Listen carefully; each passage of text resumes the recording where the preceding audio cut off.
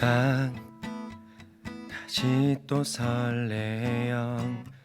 이렇게 너를 만나서 함께하고 있는 지금 이 예배신 다시는 절 볼 순 없을 거라는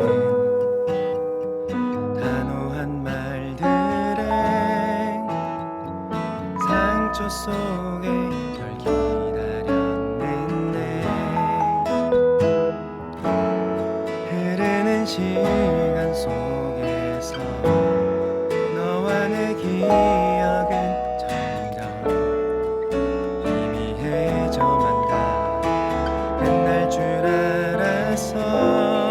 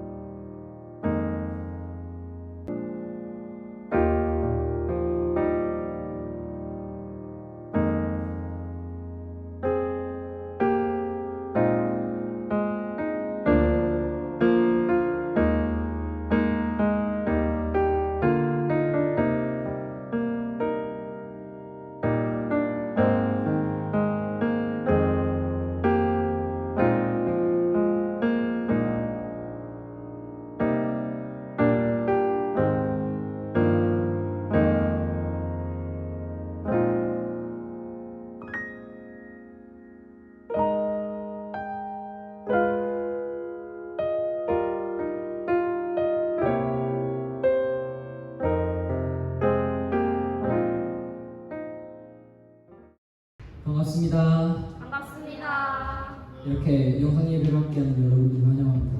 함께 같이 있다는 마음으로 다 함께 박수치며 찬양하기를 원합니다.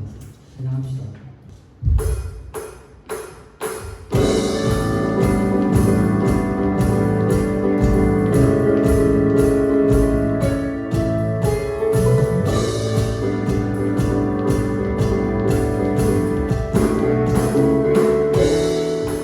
나를 이끄신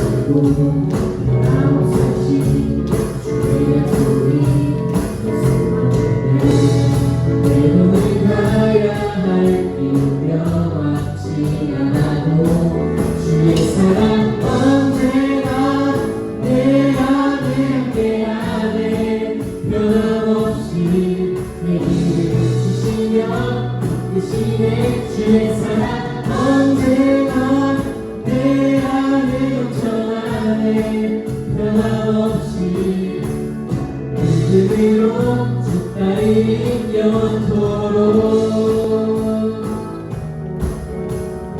다같이 한 번 더 찬양합시다. 나를 이끄신 놀라운 신실하신 완전하시고 실수 없으신 은혜를 내게 보이신 놀라운 주의 약속을 영원하시고 없으신 주의 약속이 때로는 가야 할 유명한 주의 사랑 언제나 주의 사랑 언제나 내 안에 함께하네 변함없이 내게 주시며 이끄시네 주의 사랑 언제나 내 안에 넘쳐나네 변함없이 믿음으로 주 한 번 더 주의 사랑 언제나 내 안에 함께하네 변함없이 내 길을 비추시며 이끄시네 주의 사랑 언제나 내 안에 넘쳐나네 변함없이 믿음을 한 번 더 찬양합시다. 주의 사랑 언제나 내 안에 함께하네 변함없이 내 길을 비추시며 이끄시네 주의 사랑 언제나 내 안에 넘쳐나네 변함없이 우리 소리 한 번 더 찬양합시다.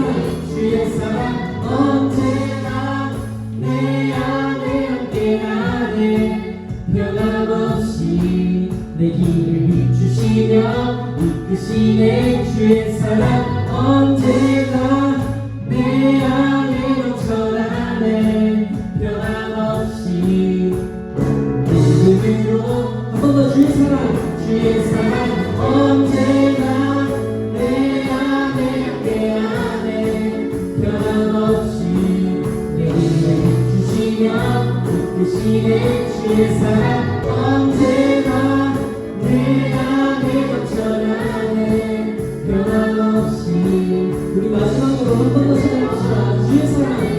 주의 사랑 언제나 내 안에 함께하네 변함없이 내 길을 비추시며 주의 사랑 언제나 내 안에 넘쳐나네 변함없이 믿음으로 주 따르니 영원토록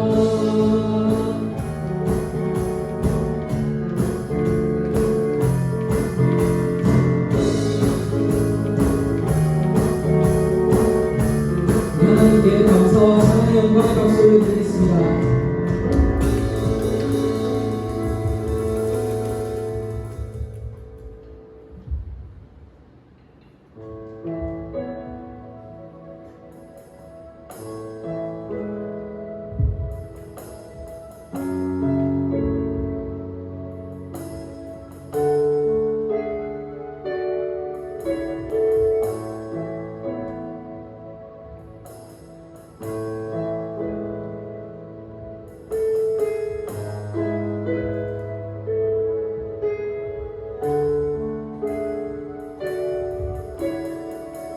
소망이 보이지 않아도 깊은 절망 속에도 빛은 꺼지지 않았네. 누구도 기대지 않았던 낮은 이 땅 가운데서 그 나라 시작되었네. 그 나라 오늘 이곳에 우리 살아가는 곳에 온 곳에 있지 않네.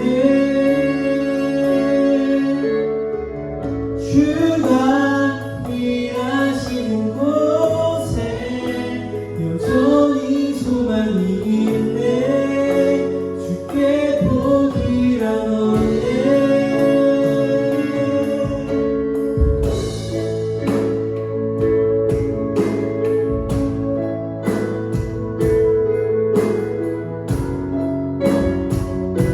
처음부터 끝이나 소망이 보이지 않아도 깊은 절망 속에도 빛은 꺼지지 않았네.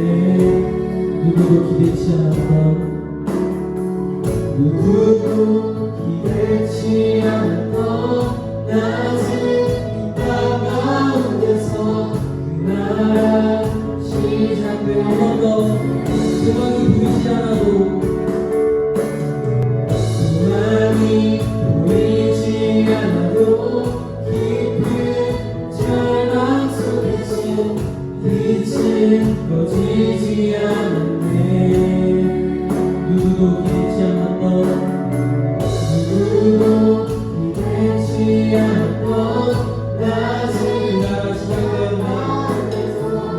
나라 시작되었네. 그 나라 오늘 이곳에 우리 살아가는 곳에 온 곳에 있지 않네. 주가 일하시는 곳에 여전히 소망이 있네. 주께 복이란 없네.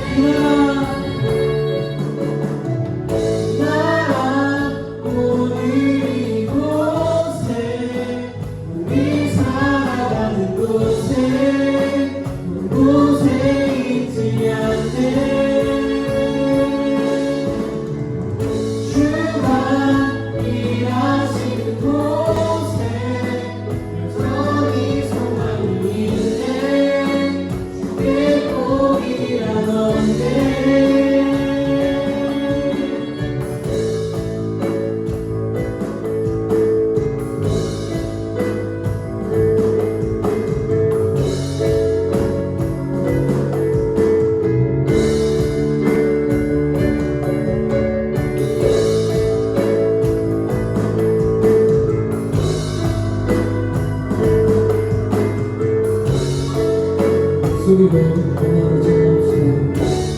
소망이 보이지 않아도 소망이 보이지 않아도 깊은 절망 속에도 빛은 꺼지지 않을래. 누구도 기대치 않았던 낮은 이 땅 가운데서 그 나라 시작되었네. 목소리로 그 나라 오늘 이곳에 우리 살아가는 곳에 먼 곳에 있지 않네. 주가 일하시는 곳에 여전히 소망이 있네. 주께 포기란 없네.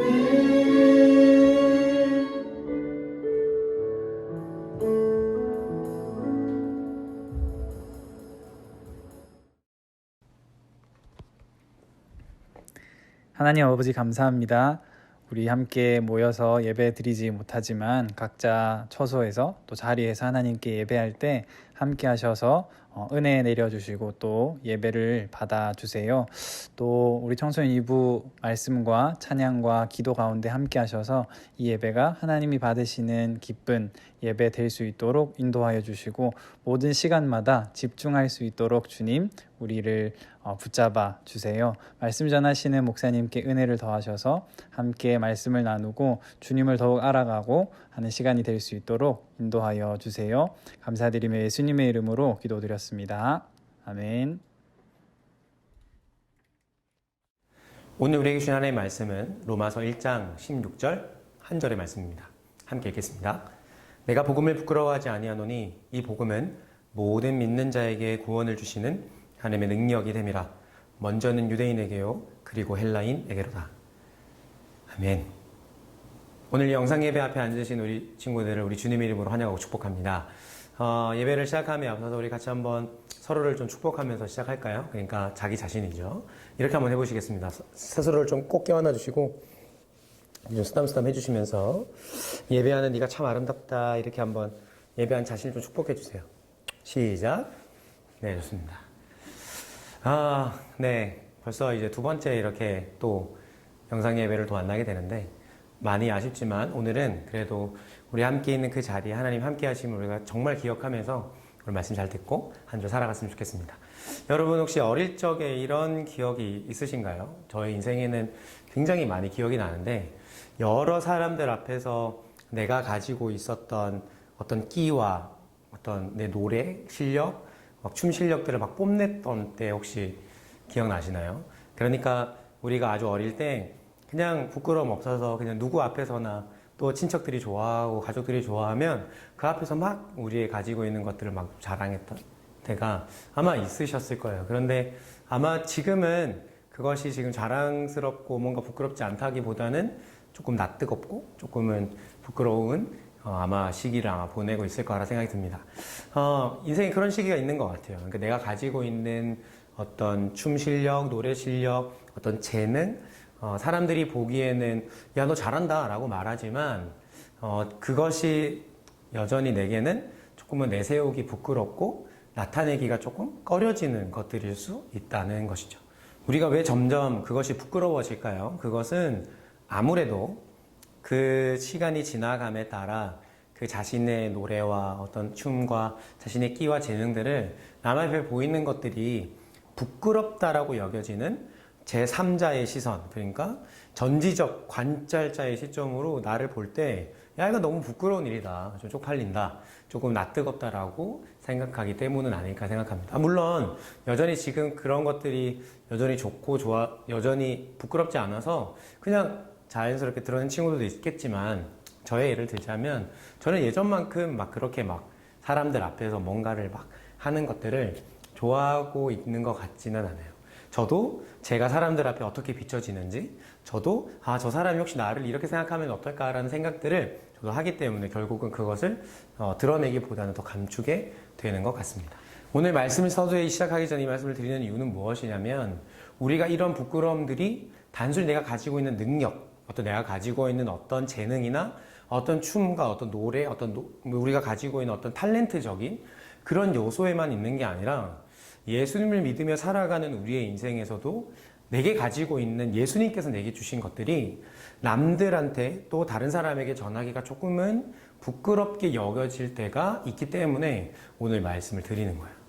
오늘 바울이 저번 시간부터 계속해서 우리가 이야기하고 있는 것이 무엇이었냐면 바울은 복음을 전하기 위해서 자기는 보냄을 받은 사람이라고 이야기했고 나는 로마교회 당신들에게 이 복음을 반드시 전하고 싶은 강렬한 열정과 의지를 보였었다고 이야기했어요. 근데 여러분이 복음은 무엇이라고 그랬죠? 단순히 복음은 예수님께서 우리를 위해서 죽으셨어요. 예수님이 우리를 위해서 죽으셨고 부활하셨기 때문에 우리가 그분을 믿기만 하면 우리도 천국에 갈 수 있어요. 우리도 구원을 받을 수 있답니다. 우리도 하나님의 자녀가 되는 거예요. 라는 어떤 그냥 전단지에 글로 빽빽하게 적혀 있는 어떤 소식지 하나를 받는 것이 복음이라고 말하지 않는다는 거예요. 물론 복음의 내용은 맞아요. 방금 이야기했던 것들 우리가 잘 알고 있는 복음의 내용이지만 그 복음을 진정으로 믿고 듣고 그 복음을 정말로 신뢰하며 살아가는 인생은 딱 한 가지 아주 중요한 요소가 있다고 이야기했었어요. 기억나시나요? 저번주 뭐였죠? 맞아요.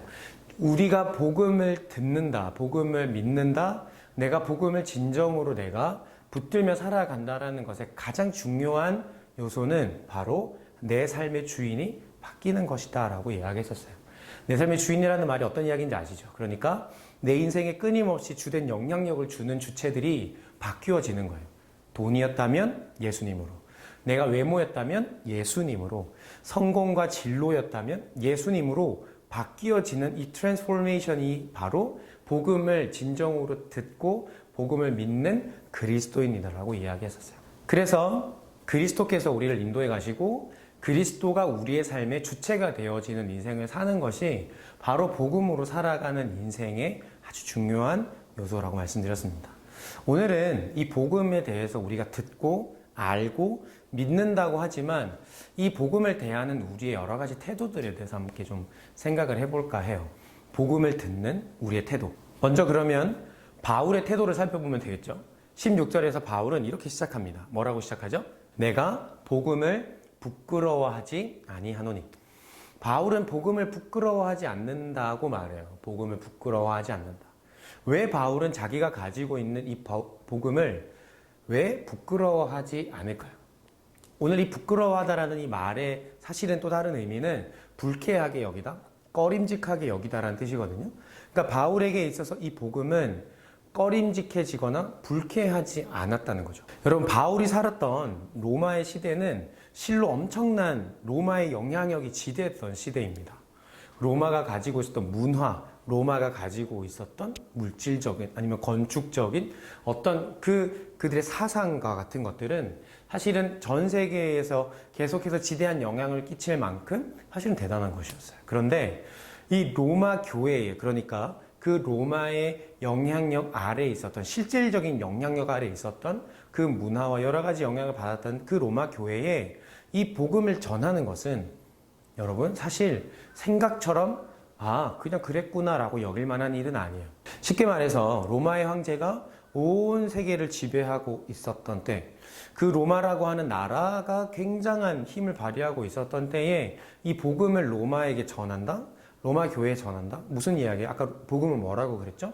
우리의 인생의 주체, 영향력을 주는 주체가 바뀌어지는 것이 진정으로 복음을 믿고 살아가는 인생이라고 하는데, 그 복음에 있어서 말이죠. 그 복음이 결국은 그 로마의 황제가 세상의 지배자고 주인이다라고 하는 것이 아니라 예수 그리스도가 주인이다라는 것을 말하고 있기 때문에 사실은 이것은 실로 엄청난 도전이고 굉장한 그 당시 사람들에게 불편을 줄 수 있는 요소였던 것이죠. 근데 여러분 생각해보면 로마의 시대에만 이 복음이 전해졌을 때 불쾌하게 여겨지고 꺼림직해졌을까요? 저는 이 말씀을 준비하면서 오늘날의 시대가 가지고 있는 생각들과 이 복음에 대한 생각을 해보게 되었어요. 무엇이냐면 오늘 우리도 여전히 이 복음에 대해서 부끄러워하는, 꺼림직해하고 불쾌해하고 뭔가 언짢게 생각하는 요소들이 우리의 삶에 있다는 거죠. 왜일까요? 그러니까 로마 시대에서 그 로마의 황제가 그 모든 세계의 주인이다, 지배자라고 이야기했던 것에 반해서 예수 그리스도를 세우는 것만큼 오늘 우리의 시대 가운데서도 불편하게 만드는 요소는 무엇일까요? 제가 생각해 보니까 세 가지 정도로 생각해 볼 수 있겠더라고요. 첫째, 복음은 믿기만 하면 된다는 공짜로 주어지는 것에 대한 불신이 우리에게 있어요. 그러니까 여러분 방금 말씀드렸죠? 예수님이 우리 위해서 죽으셨고요. 그 죽음을 통해서 부활하신 그 예수 그리스도를 우리가 믿기만 하면 우리도 천국에 갈 수 있다라고 말하는 이 구원에 대한 이야기가 뭔가 대가를 지불하는, 그러니까 내 삶에 어떤 얼마를 들여서 아니면 내 삶에 어떤 시간을 들여서 하는 게 아니라 그냥 믿기만 하면 그 한 번에 어떤 그 믿음의 순간을 통해서 내게 그것이 주어진다라고 하는 그 말이 우리의 일상에서 사는 삶에 뭔가 조금 정말일까? 그것이 불신으로 다가올 때가 있다는 거죠. 두 번째는 무엇이냐면 복음은 예수님이 우리를 위해 죽으셨다라는 말에 불편함을 느끼는 사람들이 있어요. 이 복음이 나를 위해서 죽었다. 그러니까 예수님이 나 때문에 죽으신 거야. 야, 예수님이 너 때문에 죽은 거야. 라는 이 말이 한국 사람으로서 현대사회를 살아가고 있는 우리 인생에 굉장히 좀 미안한 마음을 들게 하고 불편한 마음을 들게 하는 거죠. 굳이 왜 나를 위해서? 내가 죽어달라고 부탁하지도 않았는데 왜 예수님은 나를 위해서 죽으셨지? 왜 굳이 그러셨을까? 라고 하는 그 생각들이 우리 가운데 있어요. 그래서 그 예수님을 내가 믿는다고 할 때 괜시리 미안해서 막 죄책감이 막 심해서 좀 복음 좀 불편하다 이렇게 하는 경우들이 있다는 거죠. 세 번째는 복음은 예수님을 따르는 불편한 과정이 있기 때문에 그래요. 그러니까 여러분 예수님 믿겠습니다 라고 이야기를 해가지고 그 믿음으로 끝나는 게 아니고요. 우리가 예수님을 믿음으로 말미암아 그분의 우리의 삶의 주인이 되셔서 우리를 이끌어 가시는 과정들이 있다는 거예요. 그러니까 무슨 이야기냐면 나는 그냥 믿음만 가지고 교회만 다니고 그냥 그렇게 살고 싶은데 뭔가 하지 말아야 되는 것도 있고 뭐 제약도 많고 또 막 사랑하고 뭐 이런 것들이 너무 많이 있으니까 내가 그것이 부담스러운 거죠. 귀찮은 거예요. 한편으로는 나는 그런 스타일이 아닌데 내 스타일이랑 좀 안 맞다라고 하는 것들도 우리에게 있는 거죠. 앞서 이야기했던 이 세 가지가 오늘 우리의 삶에서 복음이라고 하는 것이 우리가 들려지고 내가 받아들이고 따라감에 있어서 작동하게 될 수 있는 대표적인 세 가지라고 생각해요. 여러분은 어떠세요? 이 복음이 여러분에게 들려질 때 뭐 들었던 이야기인데 뭐 또 들어야 되나? 아니면 그냥 그게 내가 믿기는 합니다, 목사님. 그러니까 더 이야기 안 하셔도 됩니다. 이러신가요? 아니면 조금 꺼려지시고 불편하고 조금 부끄럽게 여겨질 만한 것인가요? 혹시 부끄럽다면 아까 앞서 있었던 이야기들 중에 어떤 거에 속하시나요? 바울은 자신의 인생에 있어서 이 복음이라고 하는 것이 여러 가지로, 그러니까 로마의 당시의 시대 상황을 생각해 볼 때 깨름직하게 여전히 불편하게 여겨질 수 있음에도 불구하고 그는 전혀 이것을 불편하게 거리끼게 전혀 부끄러워하지 않는다고 말합니다. 왜 바울은 그것을 부끄러워하지 않을까요? 그 시대가 말하고 있는 사상과 조금 안 맞고 라이프 스타일과 다를 수 있고 조금 불편하고 제약도 있는 이 복음을 그는 왜 부끄러워하지 않고 꺼려하지 않고 불쾌해하지 않고 그것을 자랑스럽게 여길까요? 그것은 복음이 하나님의 능력이 되기 때문에 그렇습니다. 다시요. 바울은 자신의 인생에 있어서 지금 그 로마 사회와 또 이 시대가 살고 있는 가치관에 따라 충분히 복음을 부끄러워할 수 있는 요소가 있음에도 불구하고 바울은 그것을 부끄러워하지 않아요. 왜죠? 그 복음은 무엇이 되기 때문에 그래요? 하나님의 능력이 되기 때문에 그래요. 하나님의 능력이 된다라는 말이 여러분에게 어떻게 다가오는지 모르겠어요. 하나님 능력이 된다는 말은 간단하게 말하면 이런 겁니다. 저랑 따라 해볼까요? 구원.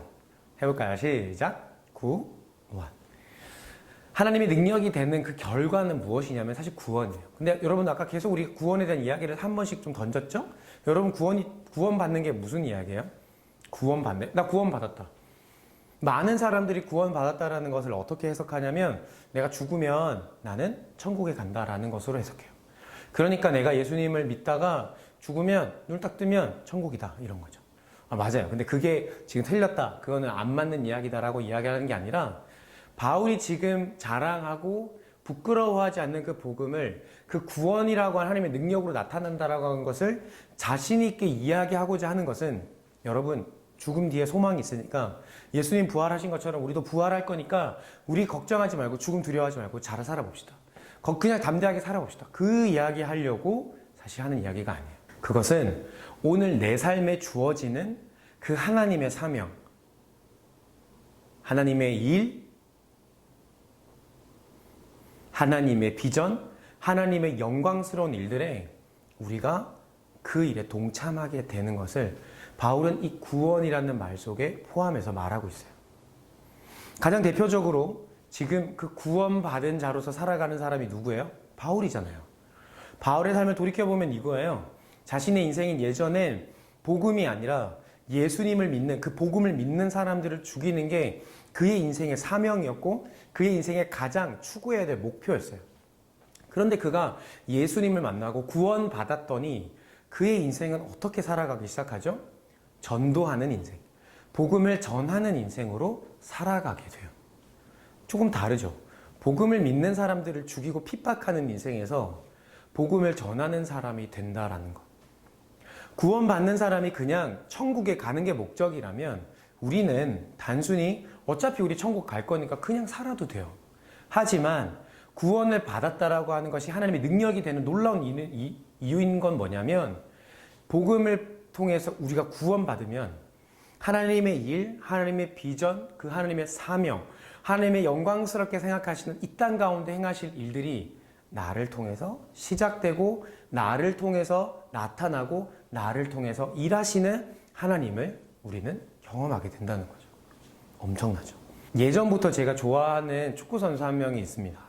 국가대표를 하시다가 지금은 은퇴하셨는데 이영표라고 하는 축구선수가 있으세요. 근데 이분이 단순히 어떤 은퇴하시고 난 다음에 단순히 뭐 축구 누굴 가르치고 이렇게 하는 것뿐만 아니라 해설위원도 하시고 강연도 하시고 간증도 하시고 그렇게 지금 다니시는데 최근에 제가 본 영상 중 하나를 여러분과 좀 나누고 이야기를 해봤으면 좋겠습니다. 함께 보시죠. 꿈을 이루고 돈 많이 벌고 인기 얻고 성공해야지 라는 생각으로 축구를 했었어요.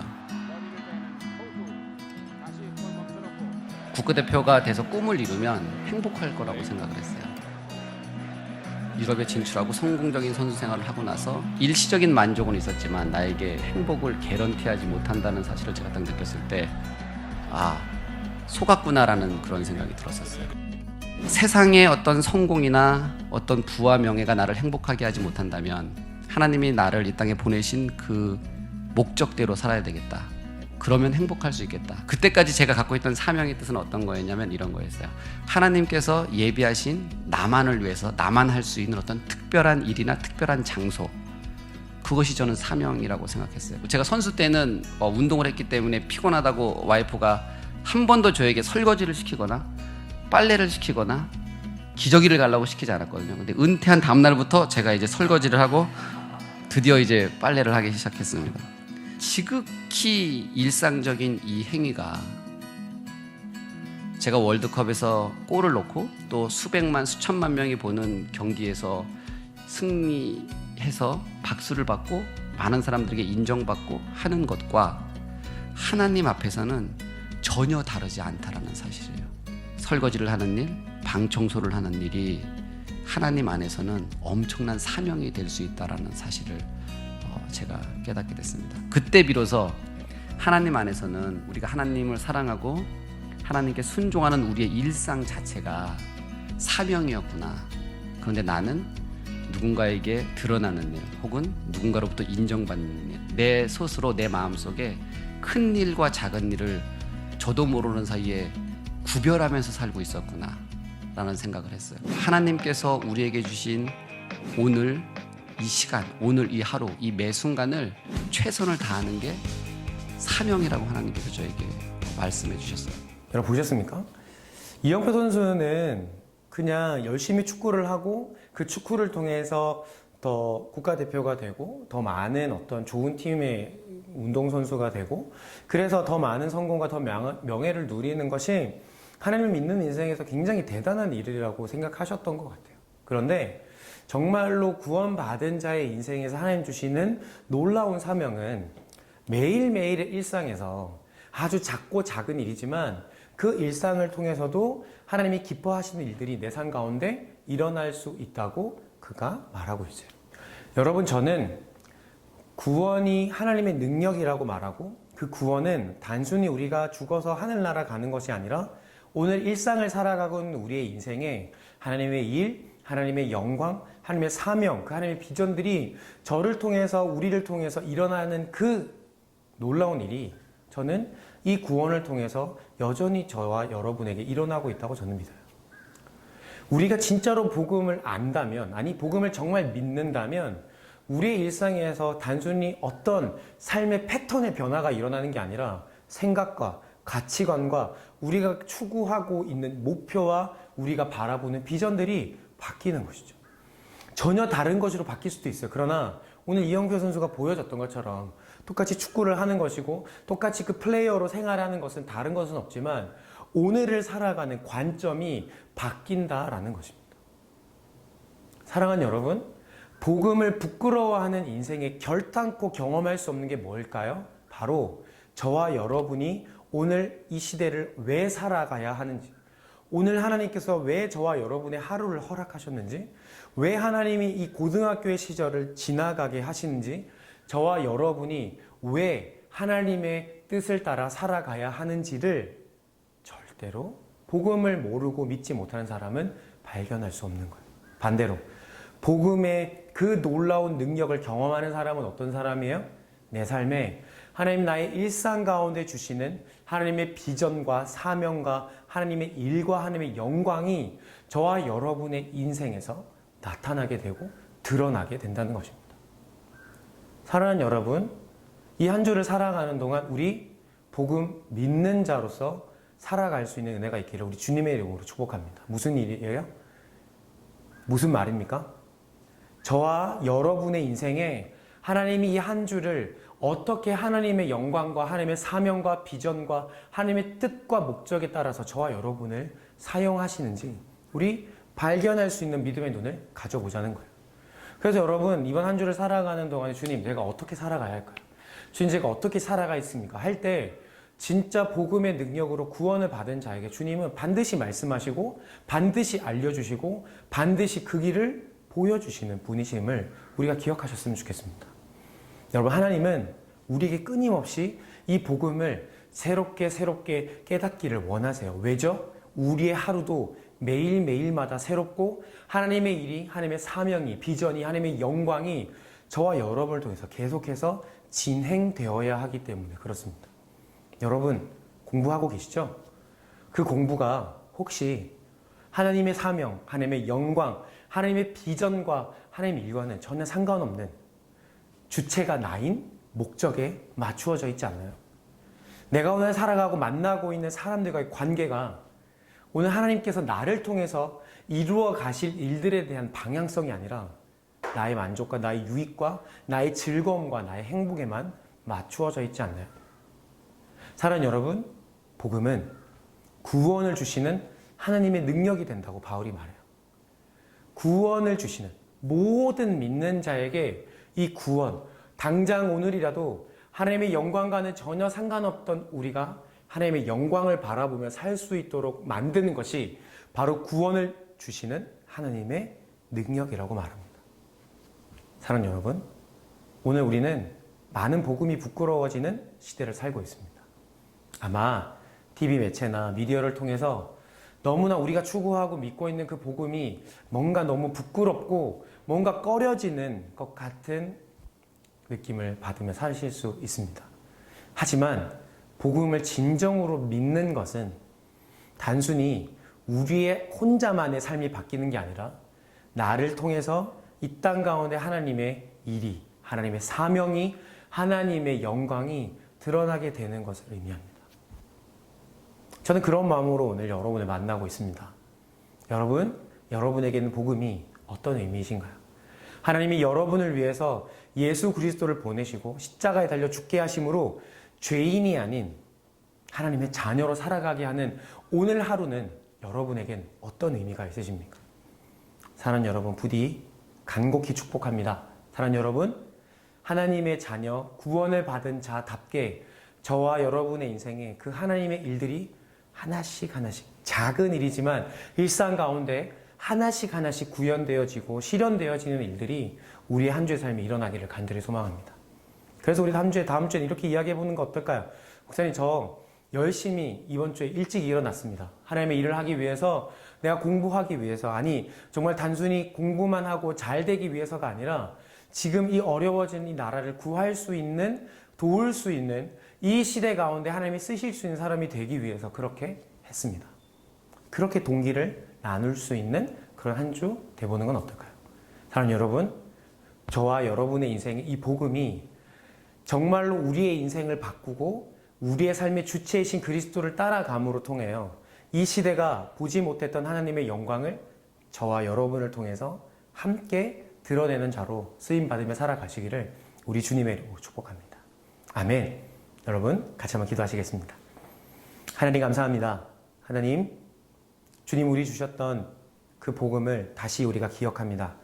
많이 부족하고 아직 그 복음을 잘 이해하지 못하고 제대로 믿지 못하는 우리입니다. 하지만 주님, 말씀 가운데 이 복음을 부끄러워하지 않는 인생, 그래서 정말 하나님의 일과 하나님의 비전과 하나님의 사명과 하나님의 놀라우신 능력이 오늘 이 어려운 시대에 우리를 통해서 나타나는 하나님의 능력이 될 수 있도록 주님, 우리가 그렇게 쓰임받는 인생이 될 수 있도록 주님 우리의 인생을 인도하여 주시옵소서. 특별히 한 주 살아가며 특별히 우리 고3 친구들 많이 힘든 가운데 있습니다. 주님, 그 길을 인도해 주시고 두렵고 떨리는 마음으로 한 걸음 한 걸음 걸어가고 있을 때 나태해지지 않고 기쁨으로 이 시간들 잘 섬겨 또 이 시간 잘 견뎌할 수 있도록 주님 은혜 더하여 주시옵소서. 사랑하는 1학년 2학년 친구들, 하나님 그 삶이 나태해지고 방탕해지지 않도록 도와주시고 한 주의 삶에 복음의 능력으로 하나님 주신 일들을 감당해가는 한 주를 살아가는 우리 친구들 될 수 있도록 은혜를 더하여 주시옵소서. 함께 만나는 날을 소망합니다. 그때까지 함께 하실 줄 믿으며 이 모든 말씀 예수님의 이름으로 기도드립니다. 아멘. 지금은 우리 주 예수 그리스도의 은혜와 하나님의 사랑과 성령님의 교통하심이 오늘 복음의 능력을 믿고 그 복음을 부끄러워하지 않고 구원받은 자로 하나님의 일과 하나님의 사명과 하나님의 영광을 드러내는 일에 쓰임받기로 결단하는 이곳에 예배드리는 모든 사람들 머리 위에 지금부터 영원토록 함께 있을지어다. 아멘.